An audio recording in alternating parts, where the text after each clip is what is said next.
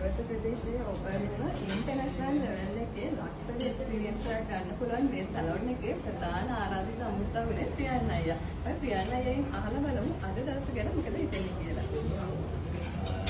සතුටුයි නම් මුලින්ම අද දවස ගැන මම වැඩි ප්‍රදේශයක වෙන ආසනයේ ෆීල්ඩ් එකට මගේ ආයුධ ආශිනන්දිය ආරම්භ මේ සැලොන් එක කඩවත ප්‍රදේශයේ තියෙන මට ඇය ආරාධනා කරා අද මේක සහභාගී වෙන්න කියලා.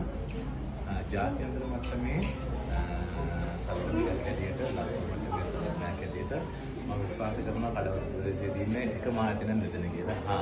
දක්ෂ ආශිනන්දි මේ කරපු මේ ආරම්භ කරපු සැලොන් එක හොඳ දෙයක් කියන මම දකිනවා. ඒ වගේම මම විශ්වාස කරනවා මගේ ආදරණීය යාළුවෝ ප්‍රදේශයේ ඉන්න ලංකාවේ ඉන්න තමන්ගේ සතුව දෙයක් කරගන්න වෙනස් කරගන්න ලස්සන කරගන්න ආර්ශිව තෝරගන්න විදිහට මොකද ජාත්‍යන්තර මට්ටමේ ලක්ෂණ මොඩල් එකේ තියෙන සැලොන් එකක් මම සුප්‍රාර්ථනා කරන අයට ලුබුලමනක් යන්න ලැබෙනවා.